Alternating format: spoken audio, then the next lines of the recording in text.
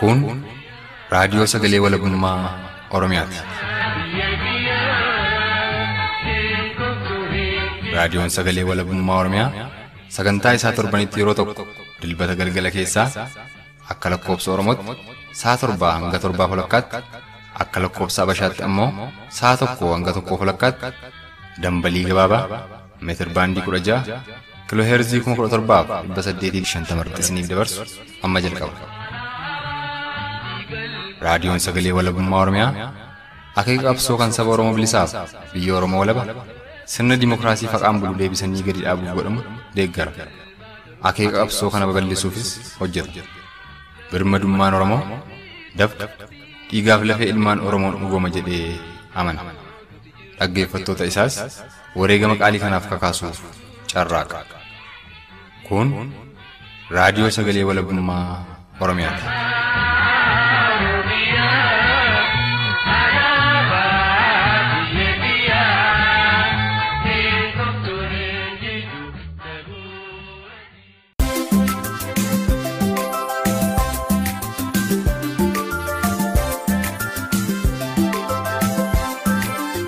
Arri dilbata fulbaana 17 barri bara 2017 nagaan keenya bakkuma irraa sagantaa keenya dhaggeeffataa jirtan cufatti sinaa ga'u dhaggeeffattoota keenya jaallatamoo yooyaa kunoo gaarras akkuma armaan duraa yeroo keenya eeggatuun sagantaa keenya guyyaa har'aaf kurfiilee keenya kanneen akka oduu qophii addaaf dhaamsa raadiyoo sagalee walabummaa Oromiyaa qabannee dhiyaanneerra. Kanuma kana ijoolleen beeloonya nuti yookaan deemnee siragannaa jennaan nuti haasatti baranii namni qolanii mo'akkanni du'aa kana daawwete hedduudha. Sagaleen olitti dhageessan kun odeeffannoo karaa toora bilbila keenya Oromiyaa keessaa walitti qabanne keessaa kan fudhatame yoo ta'u bal'inni isaas oduu keessatti kan isiniif dhiyaatu ta'a. Hanga dhuma sagantaa keenyaatti akka nu faana taataniif kan isin hawwatu keessummeessaa keessan guyyaa har'aa ani xiiqii dhugaasaati. Jirra jirtuu dhaggeeffattoota keenya oduu har'aa kan gurree isin buusu ani Sabaloo Khadiiri.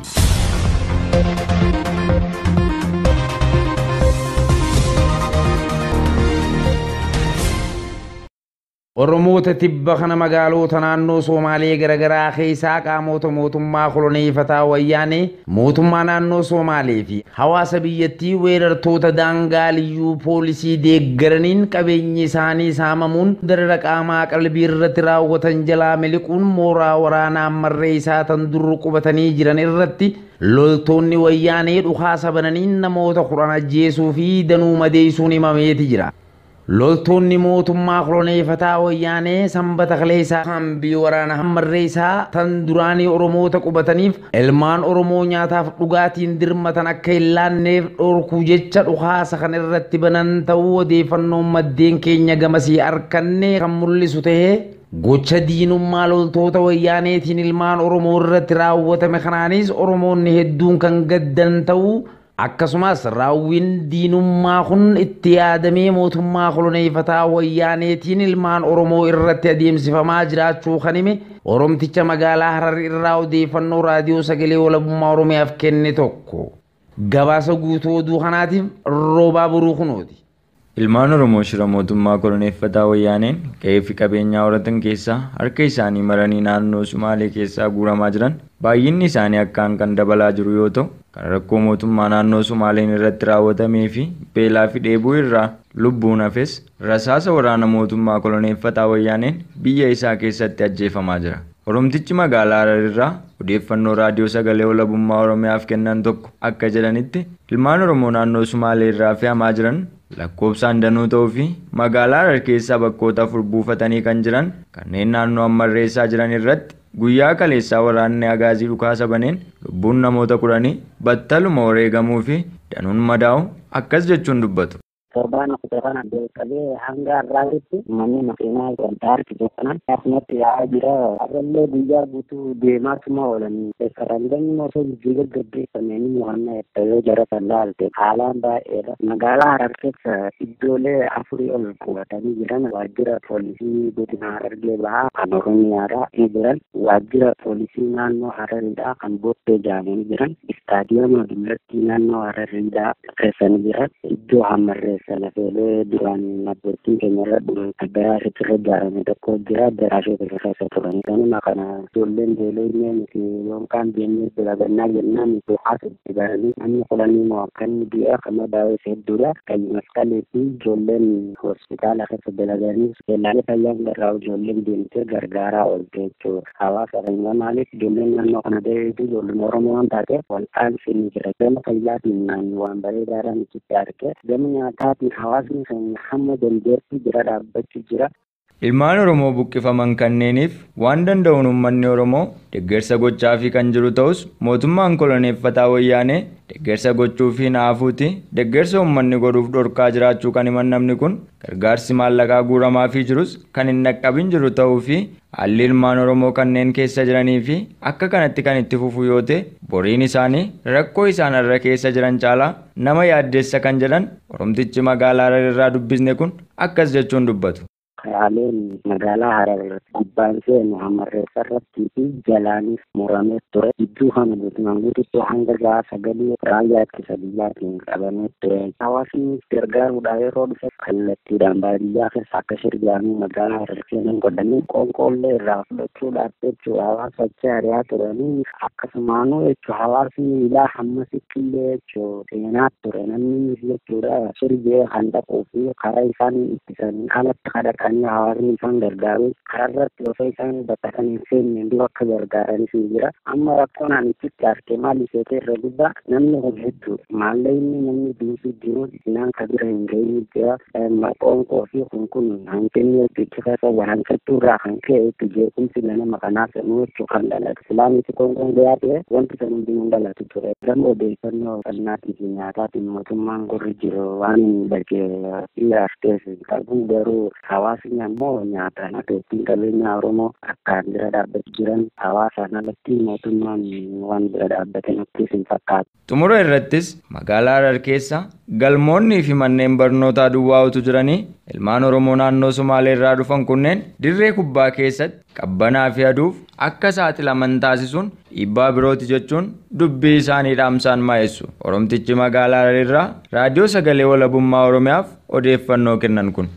Naannoo kana keessatti dhiibbaaleen adda addaa nurra dhiyaa ture. Naannoon kun parsantiin baay'inaan jechuun uummata Oromooti. Sababa xiqqaadhaan kanneen as keessatti bulaa jirra. Magaalaan kun magaalaa akka naannootti naannoo Harariitti faayamtu malee godina Harargee bahaa guddaa kanaadhaaf magaalaa guddittiidha. Manneen barnootaa as keessa jiran iskuulirraa ilaa hanga elemantariitti manneen barnootaa hedduutu jira jechuudha. Kanaan bira dabri ammas addaraashoota adda addaa kan sabni Harariidhaa jedhamu kun aadaa isaatiif waan adda addaatiif ijaarratee jira. Addaraashoonni kunis qulqullaadha lafa ta'a. Lafti galma adda addaa irra ijaarratan kun lafa Oromooti ture. Mana lafa Oromoo irra ijaarratan kan hawaasa keenya qabu dhufetti qorqodiin amma istaadiyooma iddoo qabbanaa kan keessanne kun waan hedduu nama gaddisiisaa ta'eetiin itti mul'achuu jira.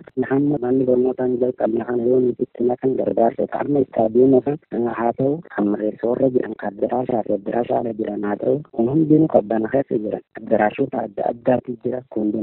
Manneen barnoota keessa jira hundinuu galmoota gurguddaa ni qaba. Galmoota gurguddaa kana keessa yoo naraman wanni isaan balleessan jiru achitti yoo mooraa kan keessatti eegamu waan bareedaadha. Kun akka lammii tokkotti akka nama Oromoo tokkotti waan nama gaddisiisaatii fi waan namni hundinuu if gaafachuu qabu jechuudha akka mataa fayyaa. Oduu keenyatti aanuun Kamisa Dabreerraa jalqabuun Oromoonni Somaaleelaandi magaalaa Hargeysaa keessa baqattummaa fi koolagaltummaan dhaabbata UNHCR jalatti galmaanii jiran hawaasa biyyattii fi qaamota ergama mootummaa koloneeffataa wayyaanee raawwataniin darara hamaan irratti raawwatamaa jiraachuun gabaafameeti jira. Darara kanaan wal qabateetis manneen koolagaltootaa fi baqattoota Oromoo halkuu dhagaan reebamaa kan bulu ta'uu Kamisa Dabreerraa qabeetis Oromoonni hedduun magaalaa Hargeysaa keessatti buruqfamuu fi saamamuu akkasumas sanbata kaleessaa halkan ammoo baqattoonni fi koolagaltoonni Oromoo lakkoofsaan 1,000 ol ta'an magaalaa Hargeysaa keessaa guuramuun kaambii waraanaatti walitti qabamaa kan jiran ta'uu qaamni walitti qabaa jirus imbaasii Itoophiyaa biyya Somaaleelaandi keessatti argamu ta'uu fi kaayyoo walitti qabaa jiraniif ammoo gara impaayera Itoophiyaatti galchuuf ta'uu akka hin oolle kan himan baqattoota Oromoo magaalaa Hargeysaa irraa odeeffannedha. Roobaa Boruu ammas dabalata qaba. Biyya Sumaaleelaand magaalaa Hargeysaatti baqattoonni Oromoo kamisa darbee irraa qabuun hawaasa Sumaaleen doorsifamaa fi dhaanamaa jiraachuu baqataa Oromoo magaalaa Hargeysaa jiran tokkotu raadiyoo sagalee walabummaa Oromiyaatti himan. Akka namni kun jedhanitti gama mootummaan dhiibbaan irratti godhamaa jiru kan hin jirre ta'us manni Somaalee baqattoota Oromoo hojiif yeroo socho'anii fi bakka isaan jiraatanitti doorsisuu fi tarkaanfii reebichaa irratti fudhataa jiraachuu fi halkan edaas namni tokko haleelamee jira kan jedhan namni kun itti fufuunis imbaasiin Itoophiyaa halkan edaa baqattoota Oromoo magaalaa Hargeysaa fi naannoo ishee keessaa 1,000 ol ta'an kaambii waraana biyyattiitti walitti qabuun gara biyyaatti darbuuf akeekkatee jira kan jedhan namni kun akkas jechuun dubbatu. Egaa haalli asii baay'ee sodaachisaadha, baay'ee ulfaataadha. Galgala kana mana nurratti tumaa turanii halkan gaafa guyyaa jalqabaa biyya keessattis kan ka'ee ture mana nurratti tumaa turanii ijoollee baay'eedhaa dhahanii dhagaadhaa rukutanii dhiigaadhaa dhangalaasaa turan. Namoota baay'ee immoo kan waashimaan jechuun mana hojiidhaa hulaa banuudhaa fi bobba'uu dhoowwanii makkisaa jiran ni tumamanii ni rukutamanii. Joonni asitti sirriitti furmaata godhaaf hin jirtu. Namoota waggaa 30 ol as keessa jiraatantu jira. Addachiisanii ilmaan horanii biyya namaa kana keessatti jiraatanii gargaarsi tokko kan kennaaf hin jiru as keessatti illee. Poolisoonni biyyattiidha gaafa nuti lakkoofsa isaanii fa'aa isaan harkaa fudhannee itti dabalan nu dirmatu. Isaan immoo rakkoo kana jala akka nuti baraaraman barbaadu. Akka nuti miidhamnu barbaadan jalatti kan gocha kan nutti raawwataa jiru. Dargaggoota biyyattiitii fi kashilabbootumaa fi ijoollee duriyyoota destii fi daawwattee galgala sa'aatii meeqatti baatee dhuftee mana namarratti shiddoo waan akkasiifaatu jira malee namoonni biyyaa jechuun dhaabbanni miseensota mootummaadha kan gocha kan namarratti raawwatanii qaba. Amma baqattoonni Oromoodhaa akka biyya Sumaalee Hargeysaa keessa jiran kun eessa jiru? Kaambii keessa moo magaalaadhuma keessa kan isin jiraattan? Magaalaa keessa iddoo mana kireeffatanii jiraatu. Akkama taate jetti mana kireeffatanii jira. Ijoolleen biraatis akkasuma baay'een kireeffatanii jiru. Namoonni gariin ammoo mana fooqa fa'aa keessa jiru. Abbootii qabeenya kan ta'an kan biyya alaa deemanii jiran. Mana qullaa qaba waan mana qullaa kana keessa Oromoon jiranii mana qullaa kana keessa taa'anii waachimana eeganii maallaqa fudhatanii jechuudha. Kanneen ammoo mana kireeffatanii ofii isaaniitti jiraatan mana irratti shidanii yoo isaan kanarra jiraatan yookiin ammoo hojiidhaaf deemataa jiran isin qalla jechuudhaan guyyaa doorsisuu halkan ammoo gocha tarkaanfii addaa irratti fudhatuudhaaf baay'ee jeeqaa turan.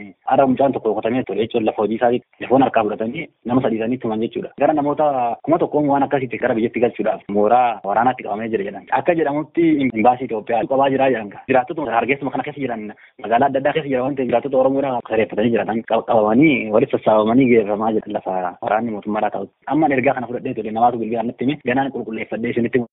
Dhumarrattis sabni Oromoo wal malee fira biraa waan hin qabneef tokkoon Oromoo waliif dirmachuu fi waliif tumsuun dirqama lammummaati kan jaan dhageeffattoota raadiyoo sagalee walabummaa Oromiyaati. Oromoota shira qaamonni mootummaa koloneeffataa wayyaanee fi mootummaan naannoo Somaalee irratti raawwataniin magaalota naannoo Somaalee garaagaraa keessaa erga saamamanii booda tibba kana ammoo lubbuu callaan achirraa ba'uun kaambii waraanaa buufata poolisii fi dirree kubbaa miilaa Hararii fi naannoo sanii irratti darbamuun gidirfamaa jiraniif Oromoon cufti waan qabuun dirmachuu fi akka qabu kan dhaammatan Oromoota jiddugala Oromiyaa fi lixa Oromiyaa irraa yaada isaanii raadiyoo sagalee walabummaa Oromiyaaf qoodanidha. Gabaasa guutuu oduu kanaa xiiqii dhugaasaa akka itti aanutti qindeeffateeti jira. Oromoon akkuma kaleessa wal cinaa dhaabbataa ture arras hanga uffannaa isaa ofirraa baasee walitti uwwisutti wal bira dhaabbataa jira. Gara fuula duraattis wal tumsuu qaba. Oromoon yeroo kana waliin gargaarra yoo jiraate eessa isaatu sabummaa himataree kan jedhan Oromtichi giddugala Oromiyaa kun itti fufuunis yoonitti wal gargaarree Oromoo nu kabaja. Wal gargaaruunis Oromoof dirqama lammummaa ta'uusaa akkasitti dhaammatu. Oromtichi giddugala Oromiyaa irraa yaada isaanii nuuf qoodan kun. Sabni Oromoo durumatti wal gargaarsa beekudha. Kan wal gargaarsa dhoowwee diinaa saba keenya keessa fatee jirudha. Haa ta'uuti sabni keenya immoo karaa danda'ameen akka wayyaa jalaatiinis duraanis quba wal qabachaa ture.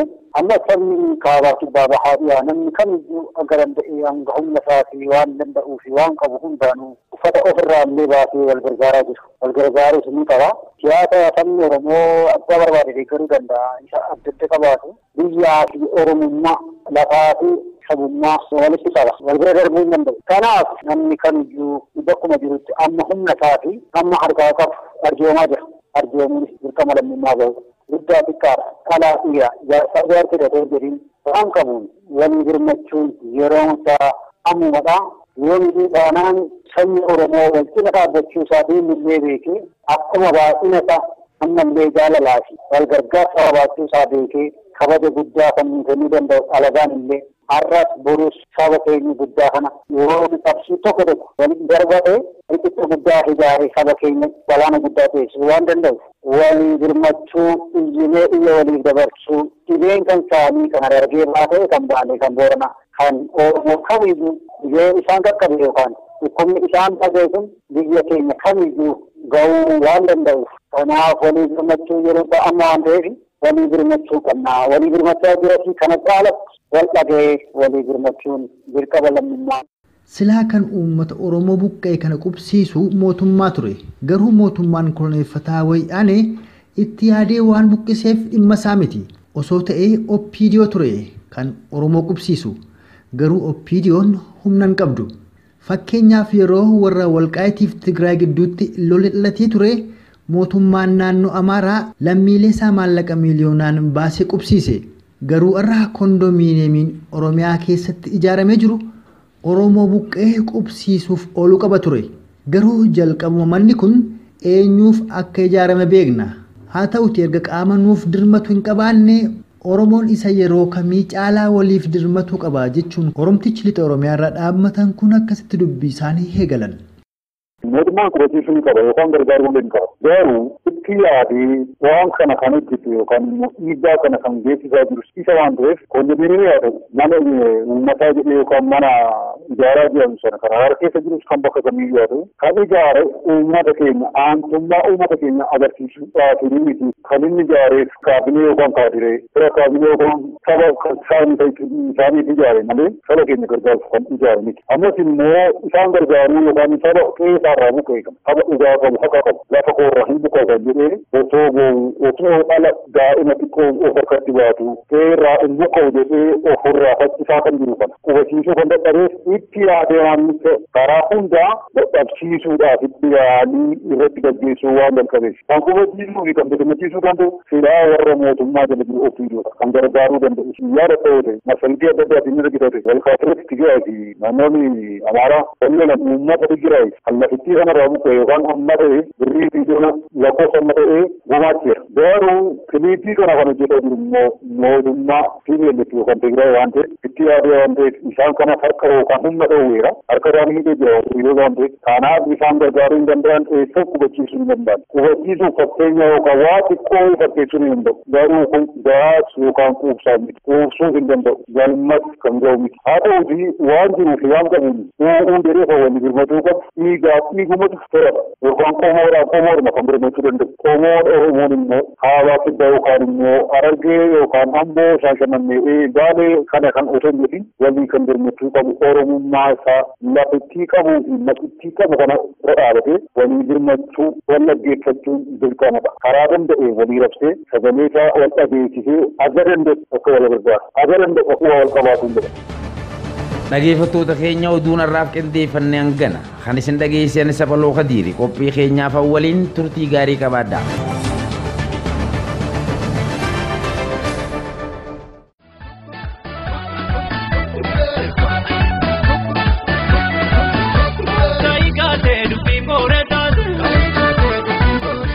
Dhaggeeffattoota keenya jaallatamoo sagantaa keenya irraa tokko jennee oduu isin dhageessisuun eegallee ammas itti fufaa. Walleedhuma eegalle kana waliin caqasaa immoo gara qophii addaa keenya guyyaa irraatti waliin tarkaanfanna. Ammas turtiin keessan nu faana ta'u walleen itti fufaa.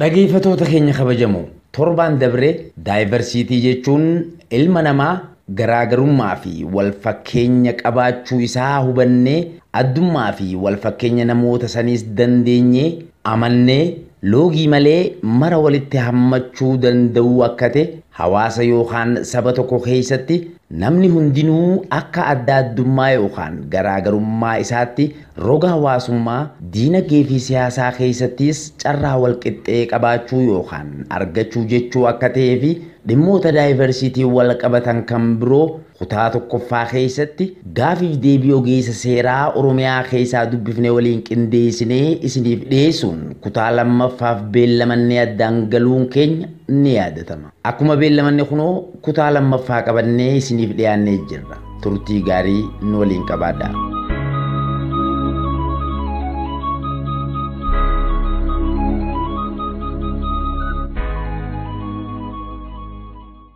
Waa'ee daayivarsiitii gaafa kaafnu dhimmi walqixxummaatiis jalaa hin hafu.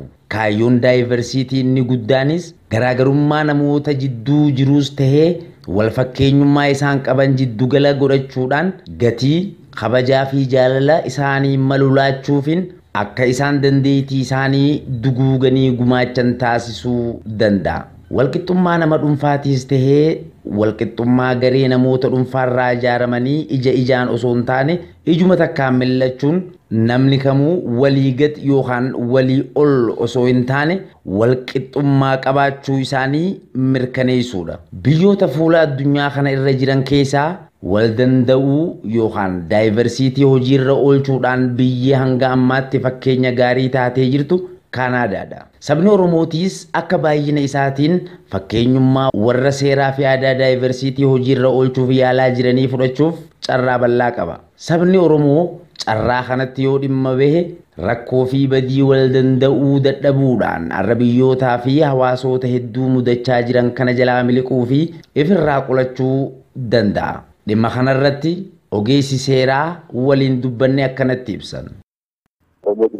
Ulaagaan garaagarummaan wal jira akkasumas immoo aadaanis maqodaanis garaagarummaan naannoodha naannootti jiraata akkasumas sadarkaa dhaabbileen Oromoo bakka bu'an garaagarummaa kaayoo qabanis arguu jirraa ni jiraatu jechuudha uummata kana keessaa dhuguma adda addummaa kanatti fayyadamee yaadni uummata kana kallattii daawwachuudhaan yookaan karaa qabee barsiisuudhaaf meeshaa tokkotti deemaa akka jirutti yeroo hedduu dagarru kan argaa jiru illee misuma kana. Kanaaf garaagarummaan keenya kun sadarkaa dhuunfaan garaagarummaa qabaachuu hin danda'amu. Garaagarummaa uummata Oromoo jidduu jiru kun garaagarummaa kaleetu kallattii adda addatti naanna'ee haala jiruu fi qonnaanis ta'ee tikfattii isaanis ta'ee ilmaan isaanii gaafa bal'ataa irraa ta'e ikkooloojii naannoo isiitiin wal fakkaachisutti dhiban sadarkaa kaalchiraalii akkasumas lafa bal'een akkasumas ilaalcha qabilleen garaagarummaa horataa dhufe malee uummanni kun kaleessatti dhiigaan sochuma.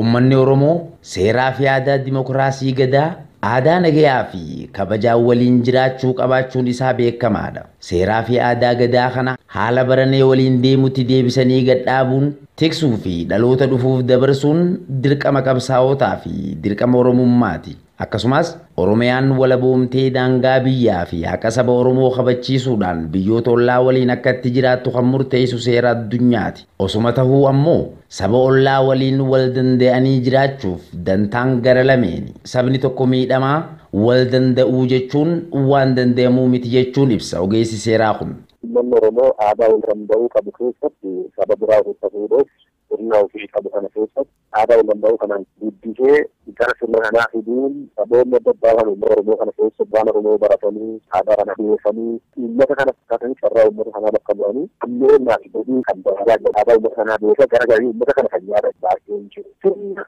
gabaa keessatti namni tokko gara uummata kana gaafa dhufu badii jedhama. Namni kun naannoo tokko saba tokko keessaa badii gara uummata kanaa deeme. Badii kanatti ilaalan namaaf kennamu maqaa haadee maqaa baasee gara mana sitti fudhata.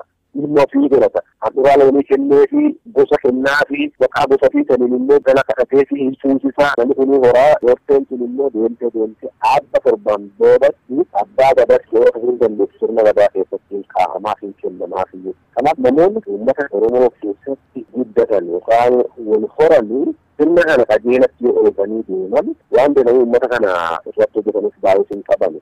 Aadaa wal danda'uu kana keessa waliin hojjetuu qabnu gaafa wal dandeenye jennu inni maajooriitii ta'e yookaan inni guddatu isa xiqqaa injifatee gara ofiitti itti danda'uu qabnaadha malee haga xumura dandeenye deemnaa miti. Egaa dhaggeeffattoota keenya kabajamoo qophiin waa'ee wal danda'uu yookaan daayivarsiitii irratti kutaa lamaan isiniif dhiyeessine asirratti goolabama. Kan isin waliin tureen isa Baloo Khadiiri qophii keenyaaf waliin turtii gaarii qabaadhaa. Gaaruma gaa dhaggeeffattoota keenya jaallatamoo waan qabannee dhiyaanne sin dhageessaatuma kurfii keenya kamaa'essaa dhaamsa raadiyoo sagalee walabummaa Oromiyaa biraan baaneerra. Qopheessaan roobaa boruutii gama kiyyaan humaan nama boriin tolchinnaa dhaamsis akkanaan jala qabata.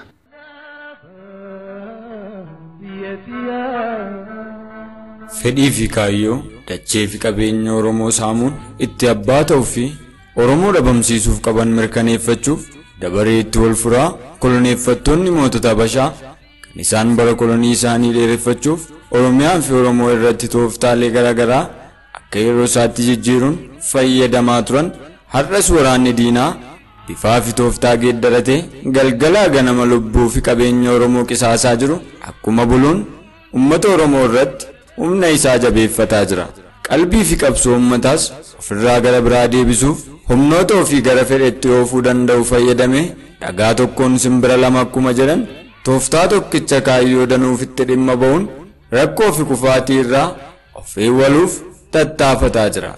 Kunis mootummaa naannoo Somaalee meeshaa waraanaa fi tooftaa waraanaa anjessee fi daangaa tarkaanfatanii lafa Oromoo akka saamaniif waraana akka banan taasisuu ummata Oromoo naannoo Somaalee keessa baroota dheeraaf jiraatan qabeenyi isaanii irraa saamuu, hidhuu, ajjeesuu fi of keessaa buqqisuun saboota kanneen walitti diinomsuu warraaqsa uummanni Oromoo bifa adda ta'een waggoota isaanan kana keessa geggeessaa tureen waan of sodaateef xiyyeeffannoo uummataa addaan facaasuu fi humni qabsoo uummataa akka hin itinne taasisuuf daandii hidhannoo uummanni Oromoo irraa argata jedhee amanu cufuuf faayidaa siyaasa isaa ittiin tikfatuuf tooftaan kun dhimma itti ba'amaa jira.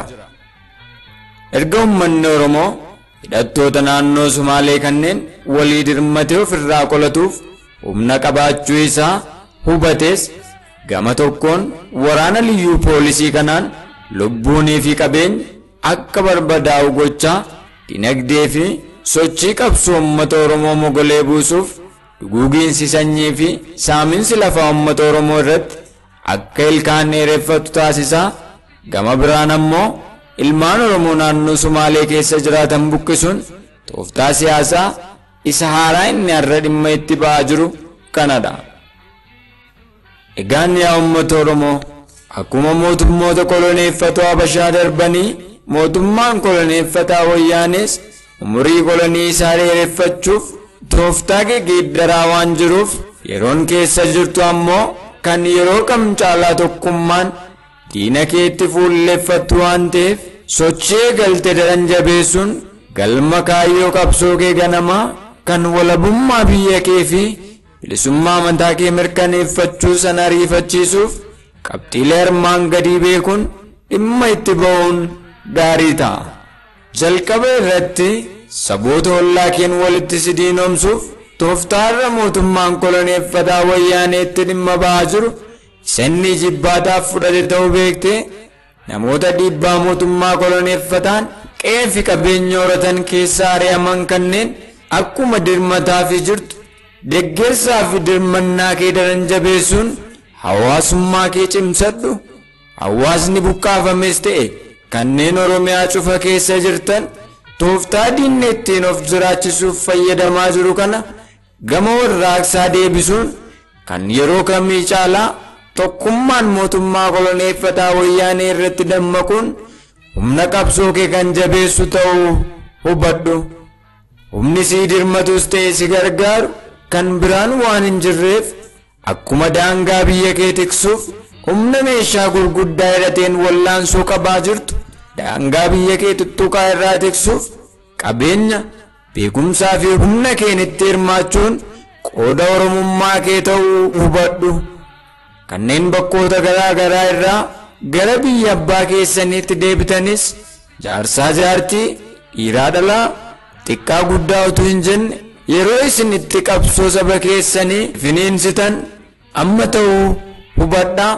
Xumura irratti bakka jirtu socho'uun yeroon jaarmiyaa jabaa itti ijaarrattuu fi hidhattee hollachiisuun mootummaa koloneeffataa Wayyaanee ofirraa darbuun biyya keetti walaboomsattuu fi bilisummaa mataa kees kabachiifattu kan yeroo kamii caalaa amma ta'uu hubadhu kan jedhu dhaamsa raadiyoo sagalee walabummaa Oromiyaa kan guyyaa har'aati. Oromiyaan ni walaboomti, Oromoon ni bilisooma. Raadiyoo sagalee walabummaa Oromiyaa.